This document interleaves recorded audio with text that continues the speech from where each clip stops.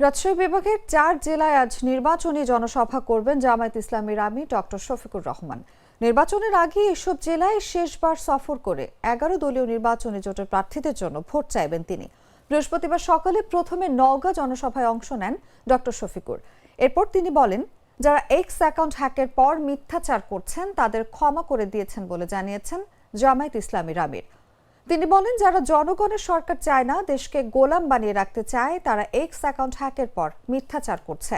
নওগাঁর বাসিন্দাদের বিভিন্ন প্রতিশ্রুতি দিয়ে তিনি বলেন, ক্ষমতায় গেলে নওগাঁ শহরের রাস্তাগুলো 4 লেন করা হবে। উত্তরবঙ্গকে কৃষি শিল্পের রাজধানী হিসেবে গড়ে তোলা হবে। আম ও লিচু প্রসেসিং কারখানা স্থাপন ও বিদেশের রফতানির ব্যবস্থা নেওয়া হবে। আপনি এবং আমরা সকলেই মায়ের সন্তান, মায়ের গর্ভ থেকে দুনিয়ায় এসেছি, মায়ের দুধ খেয়ে বড় হয়েছি, মায়ের বুকের বিছানায় মানুষ হয়েছি। এই মাকে যত বেশি সম্মান দিব, আল্লাহ তত বেশি এই জাতিকে সম্মানিত করবেন। তাদেরকে বলবো এগুলা ছেড়ে দেন, এটা ভালো কাজ না। আপনি যদি আপনার মাকে, বোনকে, স্ত্রীকে, মেয়েকে যদি সম্মান করে থাকেন, তাহলে বাংলাদেশের 9 কোটি মাকেও আপনার সম্মান করতে হবে।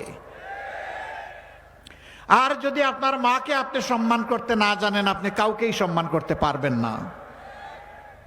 মাকে সম্মান করতে শিখুন।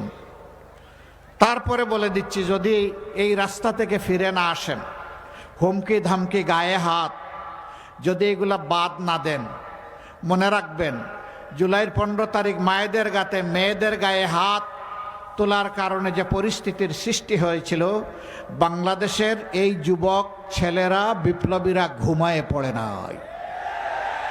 আবার বিস্ফোরিত হবে, গর্জে উঠবে, মায়ের অপমান সহ্য করবে না।